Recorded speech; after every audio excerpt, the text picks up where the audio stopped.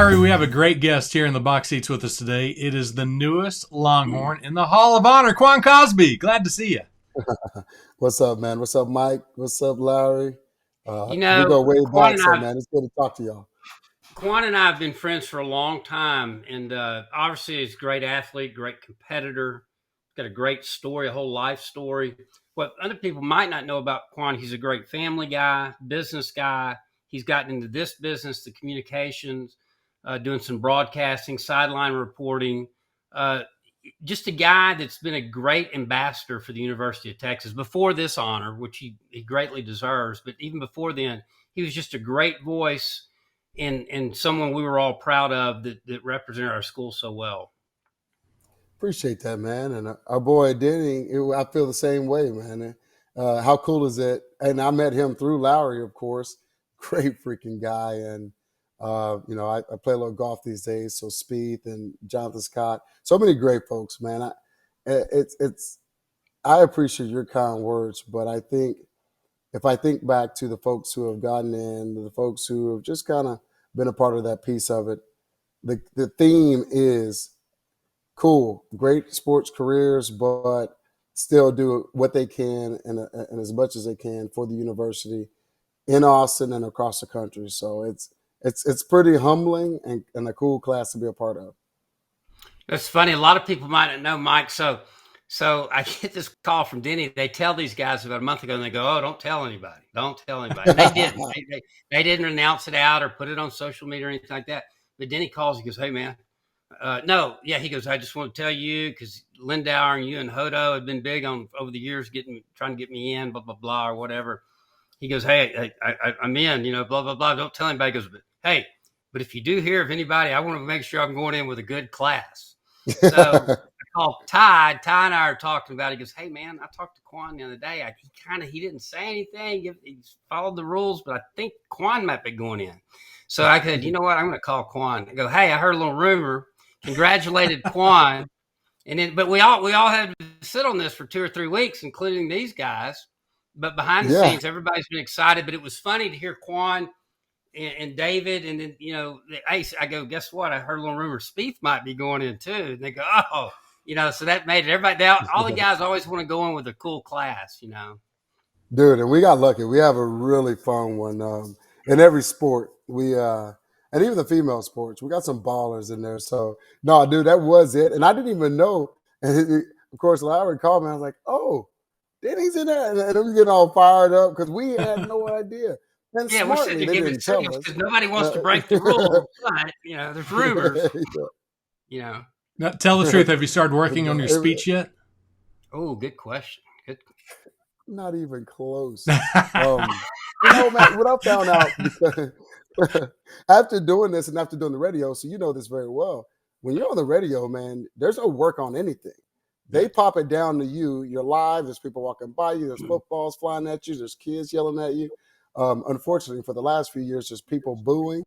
And so I was like, and then you just got to roll with it, and you roll with it real time. So what I found, and I still do some things, talk to the schools and stuff like that. I do bullets versus preparing a real speech now, because I think that's smart. I agree with that. Yeah, when you're talking about the UT experience or times, I don't need to really plan for it. I can talk about that, and it'll be very real, and I mean every ounce of it. And I don't know how long they're going to give us, but I can take 2 minutes or I can take 15 because that's what the school has meant to me. So no, I haven't worked on it, and I'm gonna tell you when it's going to happen. I drive all over the state for my day job, and I'm going to be driving in silence, and I'm going to be thinking about it, and that's when it's going to happen. It's the obvious stuff. You got to give love to the rest of the class, and then after that, I'm just going to kind of roll with how that day flows. And I'm sure, Lowery, you're going to go. I mean, there's people that'll be there for all. And what I don't want to miss is that real time piece of it. We may have a conversation that I'll put in my speech, and it just makes it real, And so, yeah, man, haven't worked on it yet, but it'll come to me. He's going with the outline method, not the verbatim method. I like that. That's kind of how my mind works. That's good. It's gonna be a great speech because of that. Man, you know what? And I got super it's been we got this new country singer. I guess he's country, Parker McCullum, and he's a golfer too, by the way. But he has this song called "Hell of a Year," and I swear when I got that call, I was just like, unfortunately, his was about COVID and it was all negative. But this has been just such a fun time on UT's campus and trying to give back. I ended up getting the Presidential Citation Award this year, and it was in April, and I was just like, "This is crazy! What is going on?" I'm almost getting nervous. I'm like, like, dude, what is going on, bro? Like, I was like, I love UT, but am I missing something? Are they setting me up? But using all your good juju too early. I'm like, seriously, can we spread some of this out? But so it's that speech. I thought about it for and that I had like 2 or 3 weeks, 2 or 3 months to kind of think about. And there was a time where I even wrote down some bullets. I had thought about it on a level. By the time I got there, I didn't read 1 ounce of those bullets. I'm so thankful that my last name is Cosby because I went first. Because Mountain, a guy named Srinivasan, and then Rex Tillerson got the award as well. Huh. Listen, I don't know if my man wants to run for office, but I guarantee you he would have had 100% of the votes in that room that night. And I even said it right when he finished and said, "Thank you." I didn't even think, and I go, "Damn, I'm glad I went before him," because it was unbelievable. It was one of the best. And I coached by Mac Brown. Mac Brown's speech at our national championship was next level. And it really was. And it was personal about being a good person, dad, father, husband, all that stuff. And it's still one of the coolest and amazing speeches I've ever heard. From a kind of a local to UT to national level speech, Rex Tillerson may have said the best speech I've ever heard. Wow. And it was so cool. So I'm going to tell you, he said it and didn't really look down at a piece of paper. So I just think, watching the folks, we watch film a lot still, and watching folks like him, and he meant every word he said, and it came out so genuine. And so I think stuff like that is I'm going to grow with that demeanor on this piece of it. And there's going to be so many of my good friends attending and celebrating that week. So it's going to be fun. It's pretty dang surreal.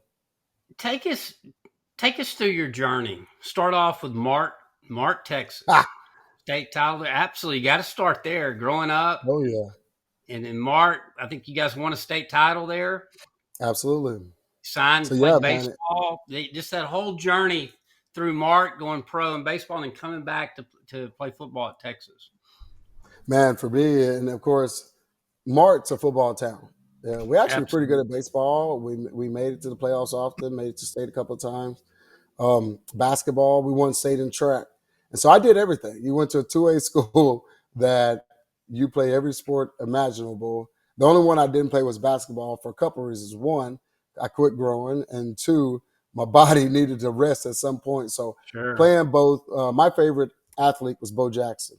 And so a lot of my friends who played baseball growing up in Little League quit because football was world and we won state and we were always winning. The big guys on campus, so to speak. And so I was like, no, I love baseball equally. So I stuck with it, had some great times, and ended up going through the process, met Augie, met Coach Brown, and I was going to sign with a baseball and football scholarship. Actually, I did originally, and then I got drafted by the Angels.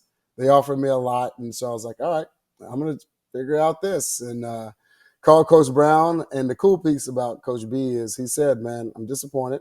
We need you here. We want you here. But if you ever decide to come back, you have a full ride. And went to the minors. What a fun time. I played with Kayaspo, Ibar, Jeff Mathis, Kochman, so many fun dudes. Bobby Jinks. It's just, I can name a million dudes that was so fun who had great MLB careers. But I miss football every year more and more.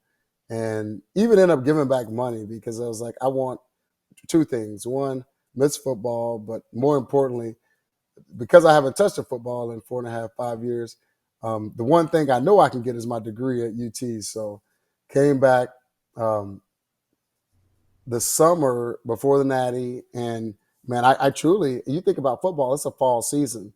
So basically, I hadn't touched a football since the fall of 2000. And so I come in 2005, June and July, and it was some rust and it was some baseball shape versus football shape.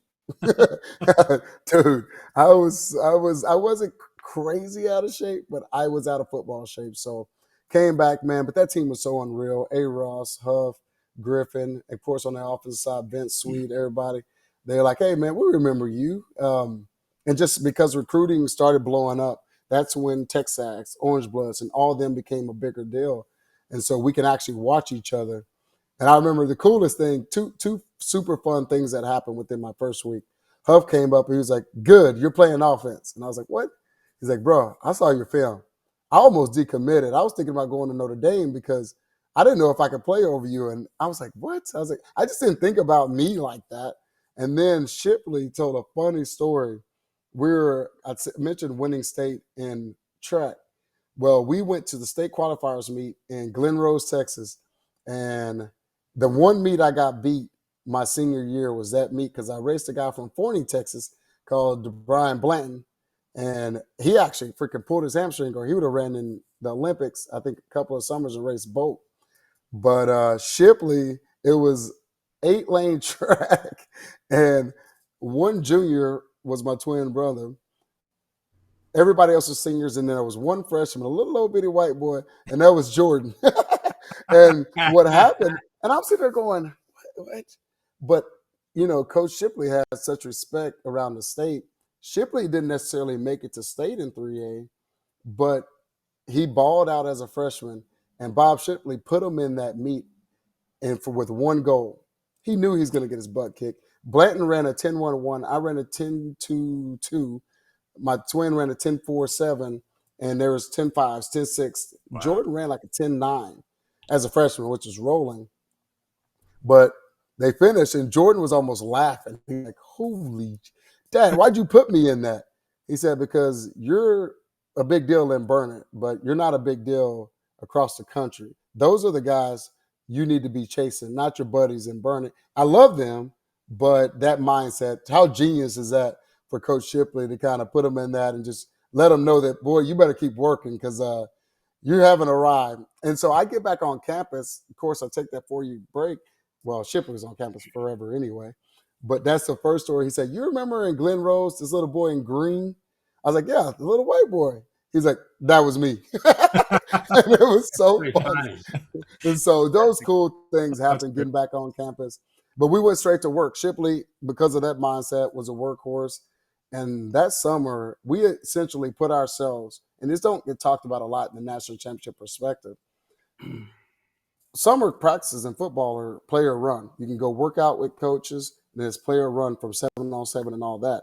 Dude, we would do 7-on-7, run through the actual plays that I was trying to learn, and then do another hour to hour and a half of one-on-ones or specific drills. We put ourselves through two-a-days to prepare for what we wanted to do at USC.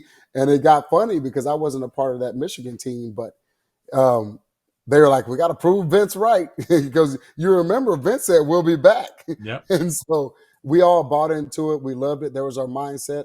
There was no, as much as it was important to win certain levels of it, there was no, okay, break, beat OU. No, it was, let's go win the championship. And we worked every day like we wanted to do that. So that's how it happened, man. And it's went through that year, starting after about 3 or 4 games, and fortunate enough to have a couple catches in the Natty. And then the rest of my career, I say it often, Hollywood, as crazy as Hollywood is, that they really couldn't script my ending to my very last play as a Longhorn, to have the football in my hand, to score a touchdown, to be in a BCS Bowl, to beat Ohio State. That makes it even better.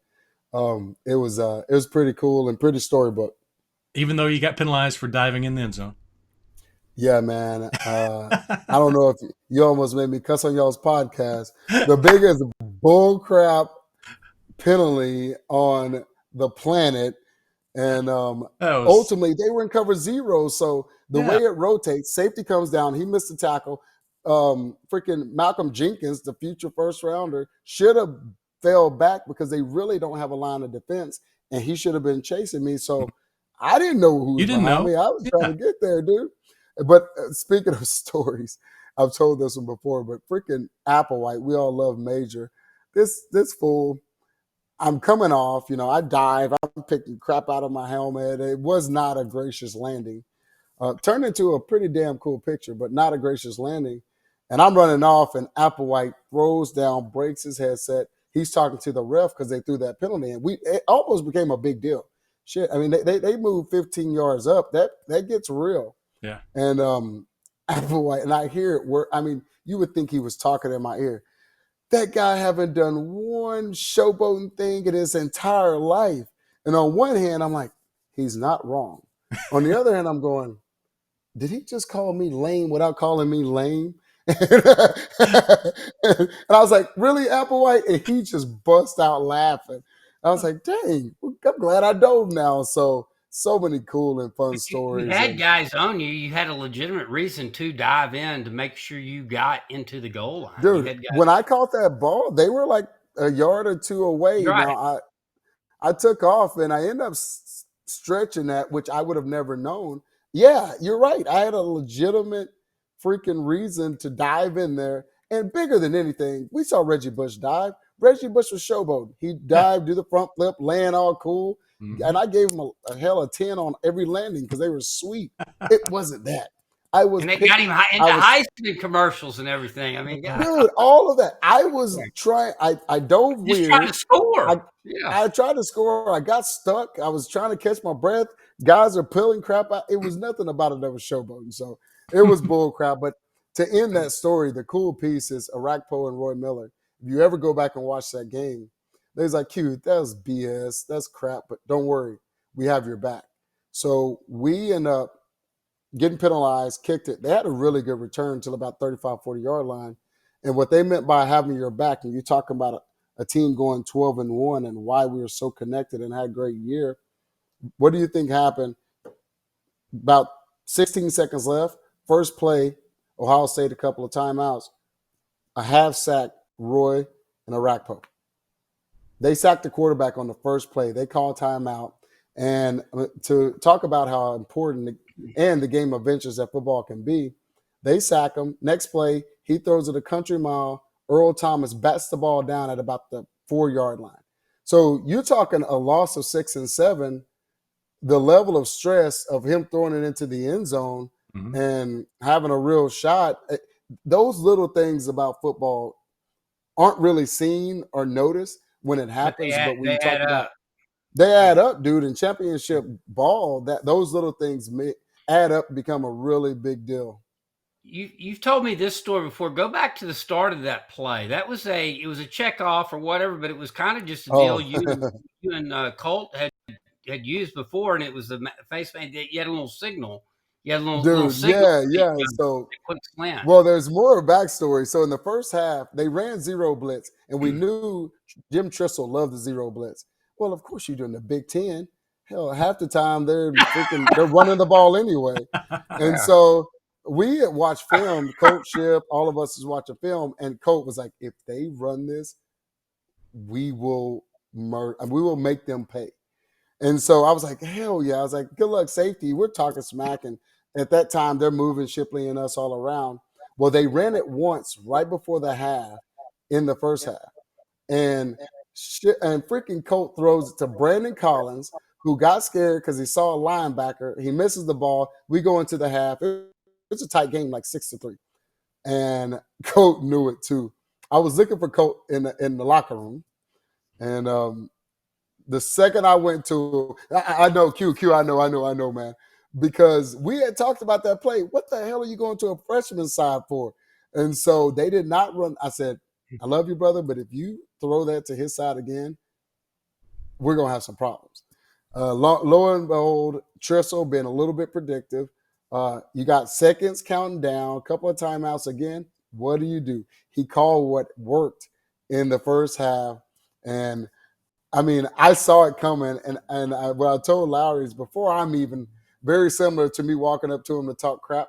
I go over, And Cole already, and you know, you got your hands up as a quarterback, and what he did was he had already. It's hard to tell this and this, but I know it that because of our signal, and with the receiving end of it. So many times, if you watch my old games, I'm fixing my face mask. No, that's confirmation to Colt that I saw what he did. So we were so much on the same page. You're And in by the time sync. I looked, I saw it. I gave him the face mask adjustment. Boom, and then the rest is history. So it's cool how that stuff matriculates. That's great. You know, for the Great layman, story. most people know you're a great receiver, great return man at UT. But how did you change as a football player from coming on as an old freshman to when you were a senior? Man, one, I got older. I had a family. I was 26, and there were 17-year-olds in the locker room. Yeah. Now that was some crazy stuff there. But I think I changed the most my freshman year. Yeah. Two reasons. One, I was a pro. You know, you learn a different level of how to work, how to go about it, the business aspect of sports, and so you realize, man, it's a grind, and especially in baseball because baseball is a global sport. But the So synergy between baseball that, helps you, you know, even though there's some oh, different dude, that's an colors, understatement. but it helped you mentally. Yeah, it's interesting. Mentally, absolutely freaking understatement. And how to go Understanding, about it. Yeah. dude, having a conversation with a Dominican that says this is it. You know, I grew up pretty poor in the States, but hell, we're filthy rich compared to what those Dominicans go through. And so Mm. this is it. This is how we work. This is all I have. I'm giving it my all. We're over in Arizona. It's 120. They don't care. They know 120 in Arizona and minor league ball getting $400 a month is better than what they have back home. So the business perspective, the work ethic, and then the synergy between being on a championship level team.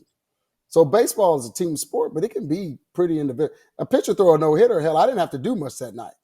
You add what it took to understand that psychological aspect of baseball and a championship level team my freshman year, the work we put in to earn that right and going in backyard of Ohio State, going in Pasadena, basically USC's backyard and accomplishing what we did for the most part, front runners. And then, hell, we get to the Natty, you would think we were a charity case. Everybody in LA was like, hey, enjoy the sun. Hey, enjoy the palm trees. And we're like, you know, kiss our butt. We're here to whoop y'all's butt. So I think I grew the most during that time frame. And after that, it was really about trying to reach that again. You know, we went 10-3, then we went 10-3. And fortunately, my senior year, we went 12-1. But it was developing, leading, mentoring. It was such a weird space. I was a player, but also almost had like a coaching role at times when I was there. So it was really every year was so different, unique in its own way. Managing coach through injury, you know, just so many levels of things that kind of worked itself out during that time. So I'd say I changed the most as psychologically my freshman year coming from baseball. Yeah. Physically, it was every single year. I said I was in baseball shape. You know, by the time I got to my senior year, I'd do my 7-on-7 or do my morning workout, and I'd go run Town Lake. And I got down. I really played at about 195. By my senior year at Texas, I was like 185. Were you really? And it was because because our change of offense, we never really came off. Whereas in you'd be a Z or an X and get off the field, get somewhat of a break depending on the situation. No, me and Shipley didn't come off the field. Yeah. We were a Z, a X, a Y, a F, you name it. And then when we went to the two receiver sets, we were still the guys on there. And one receiver set, we decided what made sense. And so I wanted to be in a very different level. I got back at about, I really was like 210 when I got back from baseball. And you think about by my senior year, I was 185. Wow. And so every year it changed, got better and better. We started throwing the ball more. We started running. You know, the no huddle became a big deal, you know, giving defenses no time to figure out what we were going to do next. Yeah. But me and Shipley kind of run around and go around, and it was just hard to adjust. So the crazy technical schematic way versus the physical piece of it and getting healthy. And me and Coach Kennedy talked a lot about that. And man, I arguably the best shape I've ever been was probably about 2000, the summer of '08 till about probably 2012 in the league, because I just I kept that 2 days is workout and then there's go running. Yeah. And so, just those are developmental things that kind of happen. And I think that also factored into the professional piece of it. You got to invest in your craft, and kind of grow and do what you need to do. Well, to me, one other thing is that college football, I think, is so much harder than high school football. But for you, you played everything in high school. I'm talking about on the football field, because you played a little bit of everything: offense, defense, quarterback. You were all over the place. At UT, you got to concentrate on just that one position. Did that make it a little bit easier because of that? In two ways. It did make it a little bit easier because I got to focus on that. However, I played multiple positions. So Yeah. there's two sides of it. One, I wanted to know our offense like a quarterback. So it shipped. That's why that's why you can go in multiple positions. Yeah. I wanted to know what every receiver was doing to complement one another. The linemen, the reason that helps is because Colt completed. I mean, he was literally one pass from having 80% completions that year. Yeah. And the reason he did it is because we were always on the same page. I would argue we missed less than 5% of the blitzes that they tried that year. And that's why we had such a good year. So that was one piece of it. But then two, you think about punt return. But there's nothing more than catching fly balls in Arizona that help you in punt return. That ball looks like a damn watermelon coming from the sky after catching a freaking pop up in high skies. Or, I mean, you know what happened to the baseball team this year? I mean, that stuff is real on training your eyes and having a perspective. Or the punters got so good that, one thing is funny, when you run for a pop up, especially when you have to take your eyes off the ball and relocate it. And there's one thing you can do when you're running, you think about it, you're taking steps and your eyes are bouncing. Mm-hmm. If you open your mouth, it has this weird deal to kind of level out your eyes and they don't bounce as much. So I use that in football. So when I catch a ball like this over the top, whether it's receiver or a punt return because it's a little bit higher, baseball made that. I end up having one muff in college and one muff in the NFL. So you're talking 8 years of the sport and 2 muffs in that 8 years. Wow. And I think so much of what I did in my other sports is certainly the professional level trained me, taking my eyes off the ball and relocating it. And the only thing you're doing is, and Larry, you're getting to that spot. You're somewhat guessing, but you're getting to that spot faster versus just getting all discombobulated, trying to watch it and see and tripping over yourself. And so multiple sports in high school, but also playing the baseball thing, it made life 10,000 times easier in college, but even to the pros, because then they started doing end over end. They started kicking knuckleballs. And still, in all of those scenarios, one muff, one too many, but it certainly helped me a lot. Knowing how to guide the sun. Mm-hmm. I mean, the way I can maneuver the sun and it not look like a fair catch and screw me out of a good return. I mean, this is a baseball glove hand. And so I always did it with my left side. If I could, I would occasionally go right depending on DKR. But all of those things came natural as all get out because of my baseball days. Wow. That's pretty interesting. You're talking about relocating. I was just thinking as you were saying that, baseball is kind of random. It depends how it was hit. So you'd have to, when you took your eyes off, you'd have to, in your mind, calculate, boom, boom, boom, okay, it was hit this high, this trajectory, blah, blah, blah. In football, it'd be a little bit easier if you had to take them off for a second because those quarterbacks, Colt, who you played with in college, and Vince, and NFL guys are good enough. You know where that ball is going to be when you look back up to find it. They're going to put it on you, Well, and from coming from the quarterback standpoint, no, it's an understatement. So I go out there and I'm like, all right, I'm running this route. I need to be 17 yards. So I'm looking without letting the DB know. I can look at 17 yards where the safety is because he usually plays, 17, depending on the situation, 17 to 22, all the above. I'm like, okay, he's in that mindset. And I'm looking at the DB. It's funny. The sports complement each other on a level. It's like, all right, I'm looking at that. I'm lining up a putt. when you look at the hole on a putt, you usually want to take your line back to your putter on where you think it's going to go. And Mm-hmm. so I use that from a, all right, I'm looking at the safety. Yeah, but I'm really not. I'm looking at a yardage line and I'm coming back to it because I know, especially, Vince was great about it, but Vince, as he should, we want a natty. He's going to use his legs as well. Colt had great legs, but Colt's going to throw that baby first. And so, and he's going to put it, if it needs to be an 18-yard pass, it's going to be Spot it within up. the Yeah. 18 and a half of it. So, yeah, I had a pretty good idea on that. The little bit harder was, catching a punt from Jay Tucker. Fortunately, he was on our team, but these punters, they're good, man, especially at the league level. But data, we don't talk a lot about this in sports, but they use averages for a reason. And if this guy, he can boom 164, but if his average is 54, that's what I'm going to go with. Mm-hmm. And that one time he booms 163, that's when baseball helped me. And that training, you're playing 162 games, your body almost reacts, and then you go get it. So, yeah, man, it all freaking synergistically complements each other. That's what good athletes do.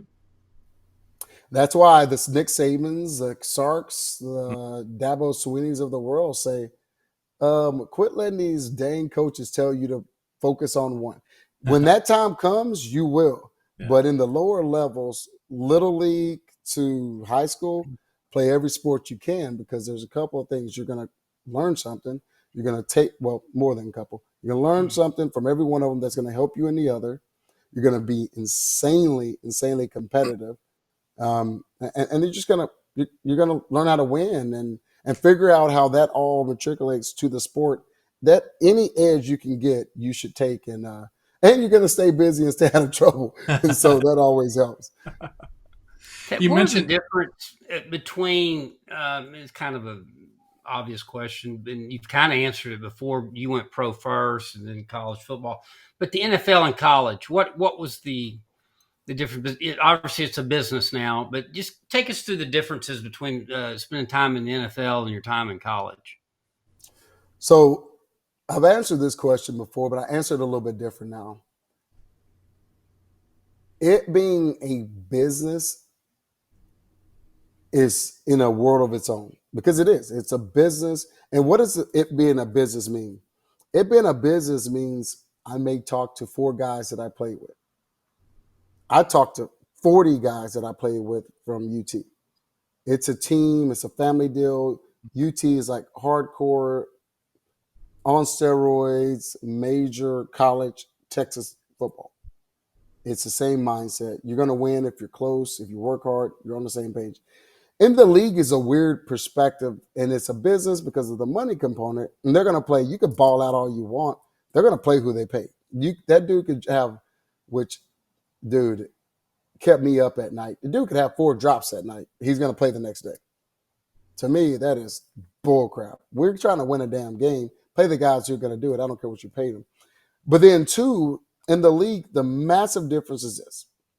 The best football, and I'm a little worried about where it's going with the NIL era, the best football is college. It's pure sport football. The best entertainment is the NFL. You're going to see it on SportsCenter. You're going to see the Odell Beckham one-hand catch. You're not going to see his 4 drops on there. You're going to see the one-hand catch. You're going to see insanely athletic stuff, freakish, unreal stuff. You're going to see Brett Favre throw a ball, or Pat Mahomes throw a ball, a no-look pass on the dime, hit the numbers at 22 yards. And you're going to see it often. That probably was a broken play. You think about Tony Romo. Tony Romo's most of his touchdowns were on broken plays. It was backyard ball, and it was awesome.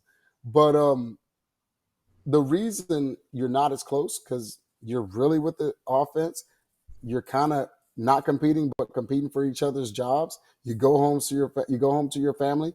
You only really see the defense when y'all may or may not have somewhat of a scrimmage, but that don't even happen that often anymore. So you kind of talk to those guys on game day only. And then it's such a revolving door. You don't know half of them. And then last but not least, the massive difference is your assignments. It's still such a close-knit group. You still have to communicate on in the NFL level, but where the safety is really big at communicating to the linebacker and the corners, and there's just this really big group of everybody trying their best to be on the same page. In the league, to me, they had a little bit different mindset. You do need to communicate with your position, so it's even siloed on the field, and you just do your job. I mean, it was the first time I really heard somebody like, dude throw an 80-yard bomb. He's like, well, you know what? I did my job. And that's weird. So, but that also translates to if you only worried about your job, you're going to do it pretty damn fast. Yeah. So the guys in the league aren't any faster than playing Power 5 college football, but it seems faster because you said it right, Mike. I played all those sports and then I could focus on that one. So it was a little bit easier and I can do it faster. In the NFL, they're focusing on their job and they essentially sometimes look like they're doing it faster. The game is faster. It's not, but it looks that way because of just kind of the business aspect of what it is.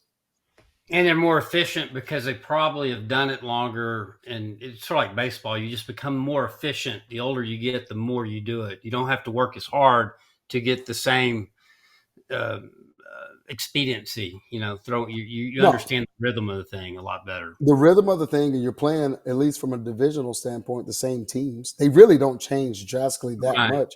So if you get 6 years in the league, I saw the Ravens plenty. I saw the Pittsburgh Steelers plenty.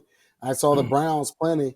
And that's all I had to do was work out and watch football. It was pretty sweet. So yeah, you get really efficient at it. And you know what's wild about it? In baseball, you're always working on certain levels of your craft. You know, you're trying to get better here depending on your position.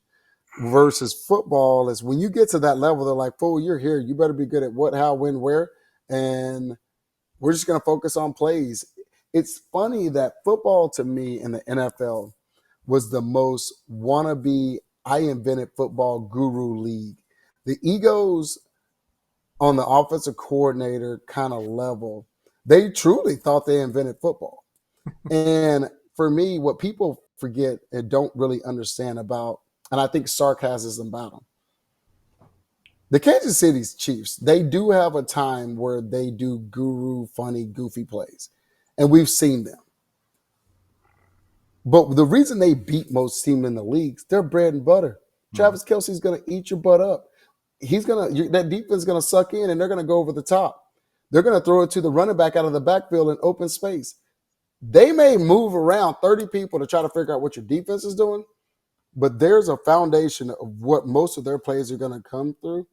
And then there's the typical, ad-lib plays that Mahomes can make work, and that's just football at that point. But they simplify it way more than people realize versus most of the league is trying to be Andy Reid, and he's not trying to be any of them.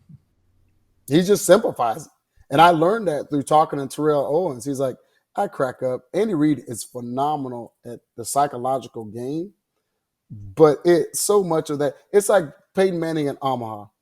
Omaha actually didn't mean a damn thing half the time. And then it went viral, so he did it more because he's a smart businessman. And it got him some commercials. But it really, Omaha was say something, hope the defense show their self after you motion somebody. And then you say, okay, green, to simplify it, green, go. Green, and whatever he said after that, what actually matters. Yeah. And so some people mistake the guru, I'm going to invent football, with the gadgets. Most of Andy Reid's stuff is gadgets. It's not he self-proclaimed guru. You bring up the offensive coordinators and the terminology. And I wonder, for you talked about you and Ship knowing the Texas offense so well. How tough is it when you get to the NFL, and no offense, but you bounce around a little bit, you go team to team, and you have to learn a new terminology at every single team? Well, that's the funny thing. You know what? A slant has been a slant since I played in 7th grade. Yeah. But if you go to the Bengals, it's a smoke. If you go to the Broncos, it's a slay. If you go to Jacksonville, it's a slant because it was a little slow there anyway, so they should have simplified it. And it's all the same concept. A slant out. You want If the guy cover the out, you slant's wide open. If the guy jumped the slant, give the out, run it up the sideline. It's the same freaking concept in every level. But that's what I'm saying. It's now smoke, and I'm going to smoke, and blah, blah, blah, blah. And you're literally reading a damn chapter in a book to say a play, and now you have 12 seconds to get to the playoff versus old boy who said it in this, and he has 22 seconds to get the playoff. And so that's the funny little things that gets the gurus kind of fall on, because dude, it gets tough. But truth be told, two things.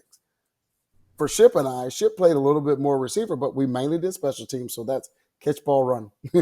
You have plays, but catch the damn ball and get a first down. If you average 10 plus yards, they had to get one less first down to get points in that game, and that's how they thought about it. Yeah. And then kick return, that got weird, and I think it's coming back a little bit more, but they pushed everybody up, and you might get 3 kick returns in the game. Mm-hmm. And so that was easy. And then from a play, really about our time and short afterwards, option routes started blowing up a little bit more. They actually did before. That's why the Patriots won so much. That's why Pittsburgh won so much. The guys who got under 6-foot receivers and matched them up on linebackers, that's why they won so many championships before. They're going to stay ahead of the chains because he's going to kick that outside linebacker. Unless that dude's Derek Johnson, he's going to be big and slow, and that slot receiver is going to be shifty and kill him all day long. And so that's when it got a little more difficult. But during our day, it was the same concepts. It wasn't about the plays. It was about the jargons. It was about what they called it versus the last team you were on. Yeah. And the matchups. I don't know who the guru is in Baltimore. I mean, I really don't, or what the terminology is, but I wish they'd throw it to my man Duvernay some more. I mean, I think that guy. Hey, you know what? That's going to happen.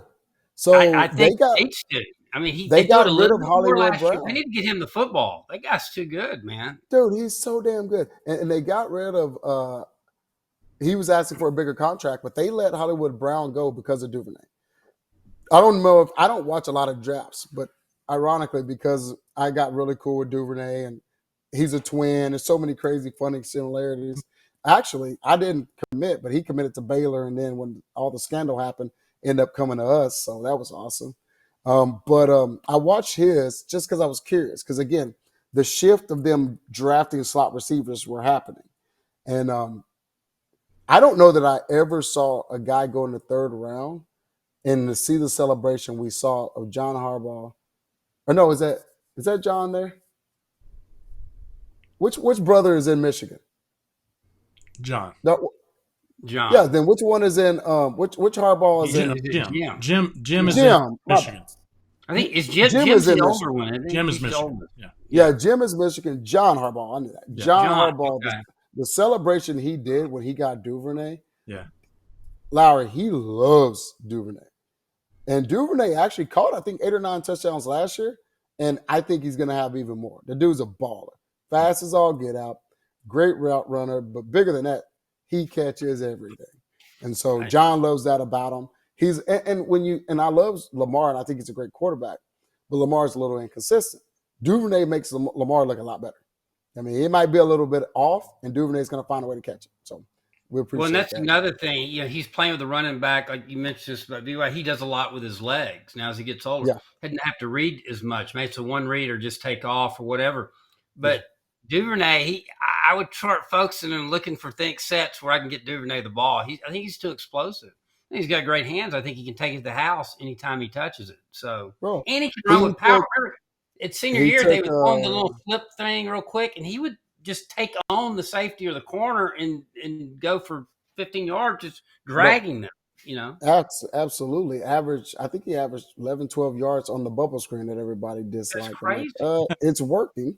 Yeah, exactly. And talk about his explosiveness. I think he had a punt return and 2 kickoff returns for touchdowns last year. Duvernay's a baller. Yeah. Like he's a baller. And so I'm right there with you, man. He's a baller. And fortunately, like our era of guys, we started it talking about the Hall of Honor. He's one of the dudes, man. He's one of the guys that he could come chill and hang out at the crib and sleep and hang out with the family. He's just that good of a dude. So he's all of that. And we've been fortunate to have a pretty good number of folks like that roll through the 40 acres. Yeah. I want to know about your transition into radio, into the media. Tell me about the process. Did you ever want to do that when you were younger, whether it was in school, in college, or anything, or even in the pros? Or did you ever expect that to happen because you're so good at it now? Not a chance in HE double hockey sticks. I had never once thought about radio in my life. And the way it happened when my career is finally done, I actually still lived in Waco. And I forgot how it happened, but I think there's a little situation where Rod and Coach Brown had a falling out. And I got a call from John Bianco and Coach Brown. And he was like, Quan, where are you at? I'm like, dude, back in Waco. Do you ever want to do radio? And I was like, what? I was like, he's like, well, you did a good job on the interviews. I think, get you a background. You can be a mentor to these guys because they're a little bit different than the days y'all played. And I ended up meeting Terry Kelly, which you may know Mike over there. But and I met her, and she's an awesome Longhorn. And most of the IMG people here are, which is very rare. But I remember there was a bunch of drama. And I remember I said yes on a Wednesday. I was flying to Ames, Iowa on Friday. And I was like, what the hell did I just get myself into? I got Cedric Goldman over here trying to sneak questions. He's like, so how did this happen? And I was like, Coach Brown asked me, and I'm now in Iowa. I don't know anything else after that. But, the cool piece is, you go on the road, and Craig Way, we sat down, they're all laughing and kind of talking about the situation. And he said, Quan, if I ever can give you anything, he said, in radio, clearly they can't, which is so funny because we all know this, but it just doesn't register. They can't see anything. Well, duh, it's radio. But I never really thought about it. He said, so just whatever you say, try to paint a picture. And I was like, oh, I'll be damned. I really thought about that. And by the way, he does a pretty dang good job of it. Yes. And so from that point on, wasn't very good at it. That was ended up being a crazy, fun, controversial game about a fumble at the goal line. And I really liked it. So Coach Brown kind of asked me for a favor, and I did it, and it just stuck. And now, of course, he gets, pushed out after that. And then we get Charlie Strong. Me and Charlie Strong hit it off real well. I really liked the dude. I don't know that he was ever going to be the best fit for UT, but I liked him as a person. And then went through that drama. And at this point, I'm almost feeling like obligated because as a Longhorn, been in the locker room, seeing all the drama, and then Herman rolls around and, oh, Lord. Then it almost becomes somewhat of a reality show. And I was like, what in the world? And so if you notice the timing of when I stopped, and honestly, me and Herman have always been cool, but him and Michelle, we were fine, but it was a lot going on, and it was kind of a S show. And Herman had his moments. He's grown up a lot more, but he wasn't very nice to a lot of folks back then. And what I said was, I wanted to quit like 4 years before I was done. Not that I didn't like it, but I liked my weekends. Hell, you think about it, until I quit the radio, I still had never really tailgated. That's and true. I'm like, dude, I want to be a freaking fan. I want to drink and have fun and eat barbecue and experience that. My whole life I was playing. And then of course having a family and everything. I want to take my little man, my little girls to a game. So when Herman stopped and I met Sark and I spent a little time with him for a week, I said, I think it's time. This guy is going to treat people right and get along. And that's when I text a couple of people. Stutter was the first one, but I kind of backed that back real quick. A live mic in Casey Stutter is not a good idea. That would last maybe 2 weeks because of the amount of F-bombs that he's going to drop. And especially at a time where we weren't very good. And so Will Matthews had just gotten back to town, got into the business world. And the cool piece about the radio is I didn't realize how many people listen in. So I met a lot of kind of day job business connections in doing it. And I knew Will was looking for that getting into the banking space. And I said, dude, this actually is a really cool networking deal. But more importantly, it keeps you engaged, keeps you involved, it keeps you in the know. You go to practice, you get kind of post-game perspective. All of that freaking fun and cool. It would be even cooler if we won a lot more. because I still hate to lose. And the post game locker room, I remember thinking one time Herman was pissed and he came in and he wasn't being very nice to some of the guys. And I'm sitting there going, bro, you actually had something to do with this game. Don't get pissed off at Bianco or the other people. You had say in how the outcome came. I'm over here pissed off because I couldn't do anything about it. And so it was funny little perspectives like that you kind of go through and deal with. But we actually had some cool. I'll actually say this one now that Charlie was gone. I remember one post game interview. Charlie came in. He had that bald head. And he literally said the biggest sigh I've ever heard because they were like up by like 14 and end up losing. And Quan, how, why, what the bleep? And those kind of moments with the coaches are always, they suck, but were fun at the same time because at times, because I played at Texas, they would almost, I played post-game show / therapist because we lost so much. So I was hoping maybe I was bad luck so they would win when I left, but that first year was not very good. So I was not the bad luck. It was a system problem. So now I think we're back to where we need to be. There you go. And we were talking a little bit before we went on camera. You got into because you and I we played golf quite a bit, and then we got busy with our careers and businesses and all that, and hadn't played as much lately. But you're saying you took a trip just recently. Tell us about that trip. Oh, dude. So I still golf, but it's funny. I think I need to do a better job of this. And unfortunately, my clients have become good friends and stuff too. But I golf more with work than I do for fun, and I need to actually do a better job with that. But it's work. I'm golfing with clients who are great people and friends. But I took a little trip to the freaking West Coast. I don't know, and I said it, I don't know that I'll take a better golf trip in the United States. Bandon Dunes, it was in July. Oh, it was actually over the 4th. So here it is, 110 in Texas, and it's high of mid-60s, low of mid-60s, mid-50s in Bandon, and played all 5 courses. Actually, Longhorn, little fun fact, the last course we played is, I think, called Sheetrock. That is a Crenshaw course. Really? I learned through the caddy that Crenshaw designed one of the courses at Bannon, and I was happy because I shot a 78 at that dang on course too, so I was super pumped. But no, man, it was one of the coolest, literally cool. But it's hard for me to imagine. Now, again, if you get on those super exclusive courses like the Masters or one of those top 10, that's a different story. But to play that place, it was unbelievable trip. That's very nice. Very fun.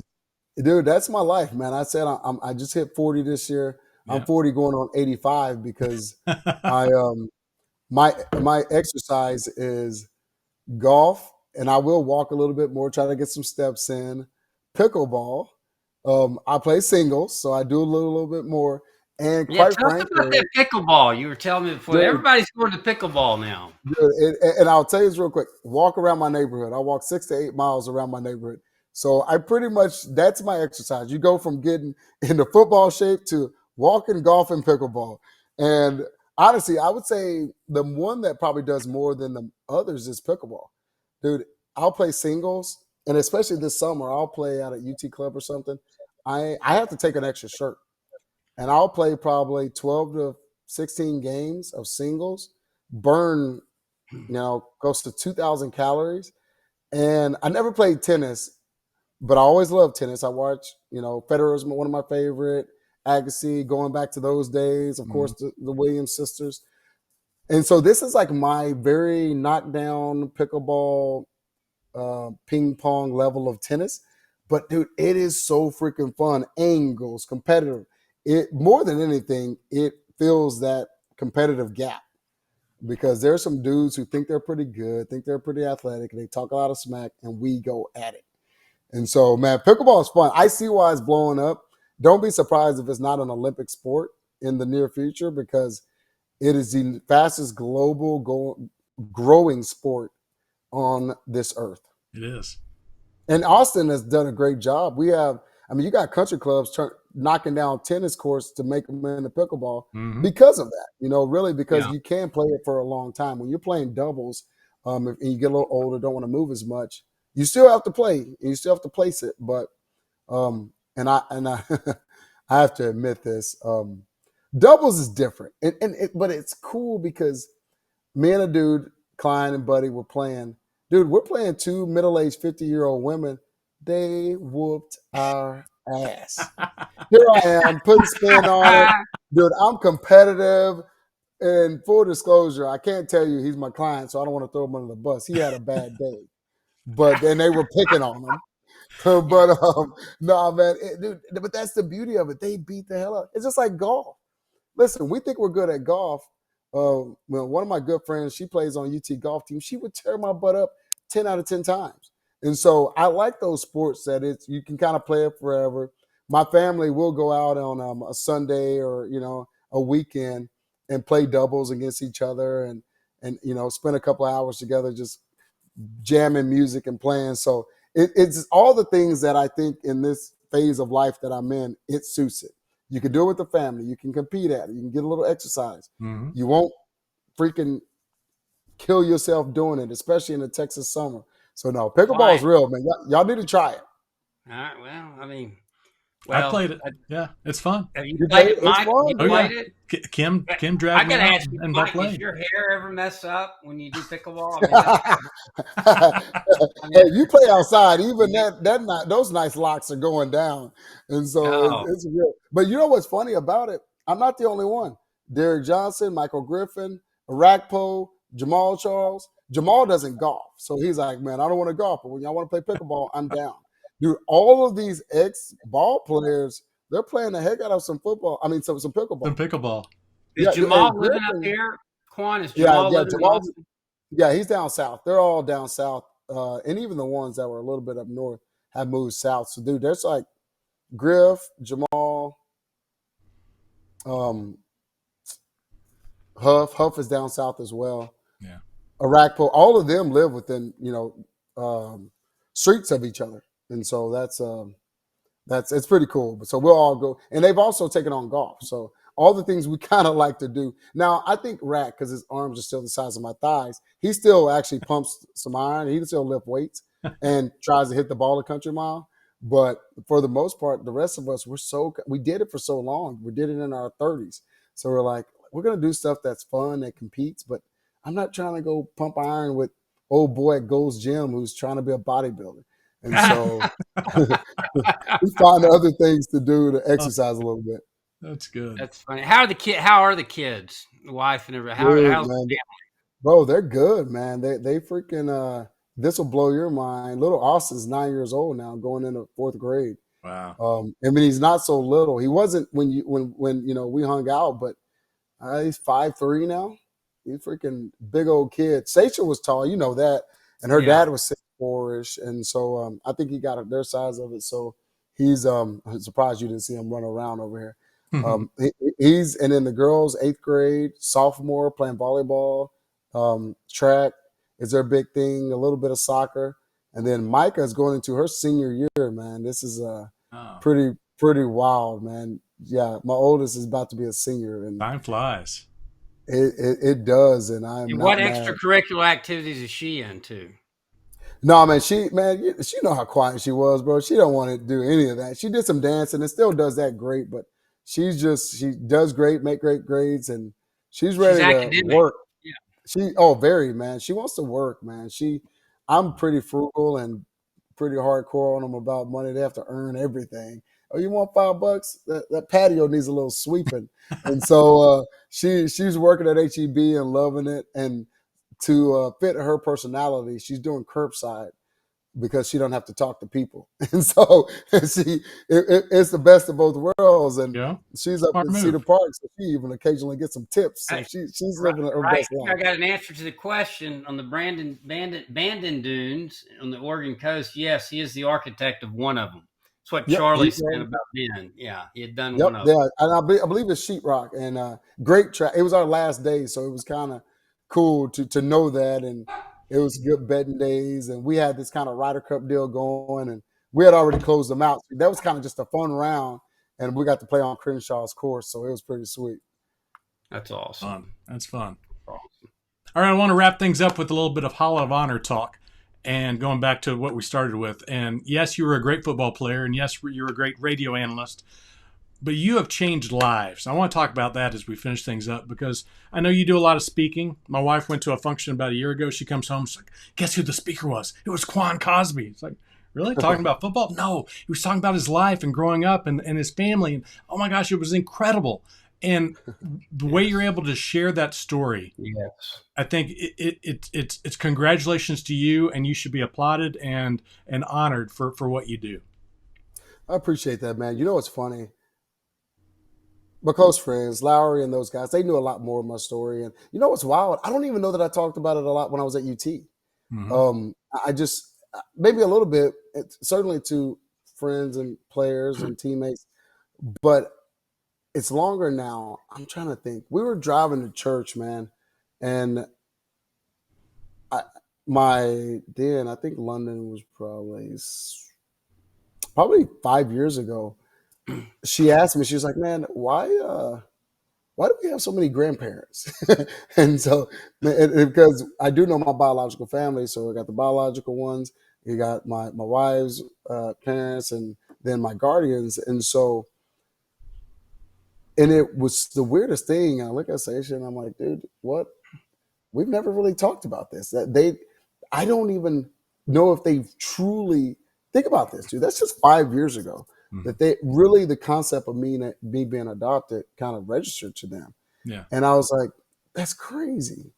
And so we had a good conversation about it. And I think that kind of opened the floodgates to the city or doing talks with kids. Because I had talked about sports for a long time. Now I do a little bit more of perseverance, anti-bullying, Mm-hmm. all these different things that are passionate to me, Yeah. advocating for those in the foster system. Mm-hmm. Because I was really close to going to it, me and my brother, but we didn't. We got adopted by a family. And we got adopted when we were 12, going on 13 years old, Mm-hmm. which we all statistically getting adopted at that age is Pretty less old. than 10%. Yeah. And so I was like, I have this kind of wild and crazy world. Why not share certain levels of it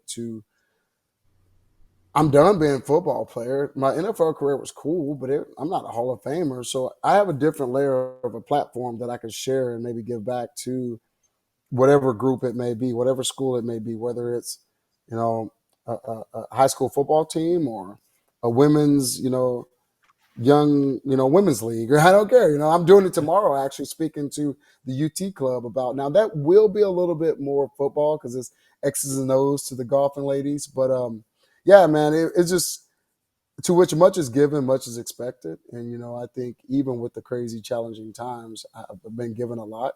And I even take that back to those Dominican cats taking their entire check and sending shoes back home, so I had a lot of film to watch over the years on people who gave back. Lowery is very generous. Croak, so many guys I know. Dude, you don't know, and maybe y'all talked about it. He has like an apartment in his house that everybody slept in or lived in at some point. And so really, a matter of fact, we talked about it. I think, you thought you found some of my clothes from years ago. I didn't know if But they were Quan's or Roddy. He said, "Hey, man, so many I'm people cleaning out live these in his clothes." house. He don't even know who the hell leaves clothes over there. I didn't even know whose clothes they were. So And so, I said, it's okay. He said, no, just if I don't remember them. I said, one of the shirts is pink. Quan goes, I never wear a pink shirt. I said, all right, it's done. It's gone. it's true. So, And I'm not yeah. against it. Some guys look damn good in pink. It's just not my thing. And so That's no. funny. When I look at golf shirts, I can't do pink either. I can do Dude, peach. I I can just do can't do it. it's too pink. I don't know, man. Oh my God. It's so right.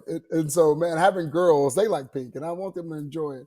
We got a Barbie movie out right now, Yeah. but yeah. So I think it was a combination of all of that, man. I think it's a combination of hoping. I think we do a lot of things. I mean, talk about the Hall of Honor.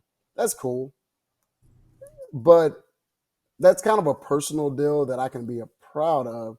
But what took it to the next level was my boys, my friends, my family reaching out. What took it to the next level was, the text I got from my kiddos and their level of excitement. That's the joy I got out of it. I did the job because we say it all the time. Winning is a byproduct of hard work. What I hated was losing. And so the combination of both of those allowed me to kind of have some good years. But the joy I get out of all of this is, I call it people building. The lasting things and impacts you're going to have on folks is hopefully impacting them in a positive way. And I think where I am now, that's super important. What I do on campus involves trying to connect alumni and friends and lettermen and really learn a little bit more about the true college experience versus what happens over at DKR. Now, that's a very fun icing on the cake thing that I love and enjoy doing, but just developing human beings in a times like this where the world's a little cray is I think is I just get more fulfillment out of it. Well done. Well done. Very well done. Yeah. You're a good Appreciate man, it. Quan, and very well deserved honor. Very, Yeah. very well deserved honor going into the Tell you Hall what, of Honor. man, Yeah. it is like I said, Denny, so many folks that are going into this. It's cool to go in with such a fun class. The Drew Brees is when I got inducted into the Texas Hall of Fame. I went in with Drew Brees and some really fun folks, and I laughed because I wore my freaking national championship ring, and Drew was like 2 years removed from a Super Bowl, and I was like, damn, I thought my ring was big. Dude, I considered taking it off before I did my speech, but because his was so big. But no, that was fun. That's what makes it cool. The class, the people, the Longhorn Nation. We all know this, whether working here, going to that school or not. It's different. It really is, man. I've talked to a lot of folks at different schools. The reason we're such a fit for the SEC, it's about the competition, but it really isn't. When I finally went to an Arkansas game and LSU game, I hate it more than a passion. SEC, it means more. Man, kiss my butt. Y'all don't want to win any more than we do. It was my mindset. Yeah. But when I went there, that comment has nothing to do with the actual players. That has to do with the community. It has to do with the tailgates that start at 5 o'clock in the morning and they're for an 8 p.m. game. It has to do with really the collective experience you're going to get.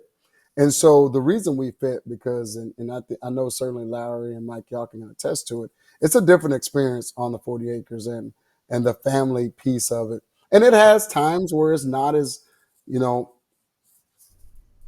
It's a good pretty or tight bad, fraternity. but but it's a freaking a massively tight fraternity. That burnt orange is unique in so many levels, and I see it right there in Lowery's office. It just the first thing I saw when I looked on here. So being a part of that and to be somewhat honored in the mix of it is it's pretty surreal, humbling, and it's pretty cool and special. Yeah. Well, congratulations on everything. Thanks for being in the box seats with us, and look forward to that Hall of Honor weekend because I know you're going to do great, especially with that big speech. Thanks, and man, tell your wife again. I'm glad she appreciated what I had to say. Thanks for getting us set up right, the boss. They usually do.